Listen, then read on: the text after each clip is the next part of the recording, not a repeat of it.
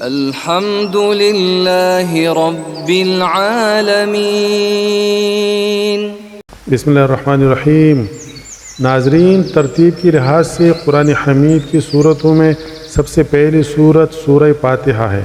اللہ کے نبی رحمت کائنات صلی اللہ علیہ وآلہ وسلم کا ارشاد ہے کہ فاتحۃ الکتاب شفاء من کل داء، کہ سورہ فاتحہ ہر مرض کا علاج ہے اور ہر بیماری کا علاج ہے۔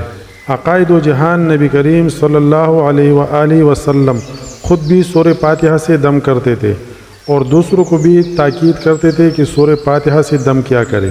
تو ناظرین، اگر آپ یا آپ کے گھر میں کوئی بھی بیمار ہے یا کسی کو بھی کسی بھی قسم کی بیماری ہے تو آپ سورہ فاتحہ سے دم کیا کرے، انشاءاللہ اللہ تعالیٰ آپ سب کو شفاء کامل عطا فرمائے گا۔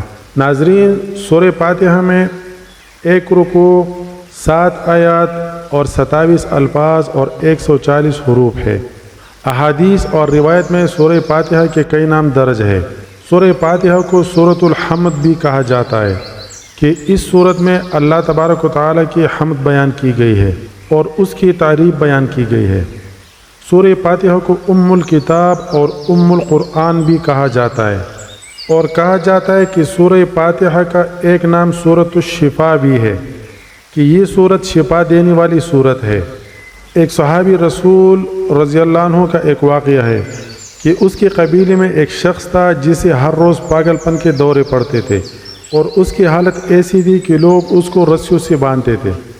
تو اس صحابہ رسول نے 3 دن تک لگاتار صبح و شام 3 بار سورہ فاتحہ پڑھ کر اس شخص کو دم کیا، اور الحمدللہ اللہ کے رحم و کرم سے وہ شخص مکمل صحت یاب ہوا۔ تو نتیجہ یہ نکلا کہ اگر آپ کے گھر میں کوئی بھی بیمار ہے، کسی بھی قسم کی بیماری ہے یا کوئی ایسا مرض ہے جو لا علاج ہے، آپ علاج کرتے رہے لیکن کوئی بھی شفا نہیں ملی، تو آپ کوشش کریں سورہ فاتحہ سے اس مریض کو دم کیا کرے، سورہ فاتحہ سے پانی دم کر کے اس کو پلایا کرے، انشاءاللہ شفا ضرور ملے گی۔ تو چلتے اور سورہ فاتحہ سنتے ہیں اور ثواب دارین حاصل کرتے ہیں۔ ناظرین، اس کے ساتھ ساتھ اگر آپ کو ویڈیو پسند آئی تو ویڈیو کو لائک کریں، زیادہ سے زیادہ شیئر کریں، اور اگر ہو سکے تو چینل کو ضرور سبسکرائب کریں۔ بسم اللہ الرحمن الرحیم۔ الحمد للہ رب العالمین، الرحمن الرحیم،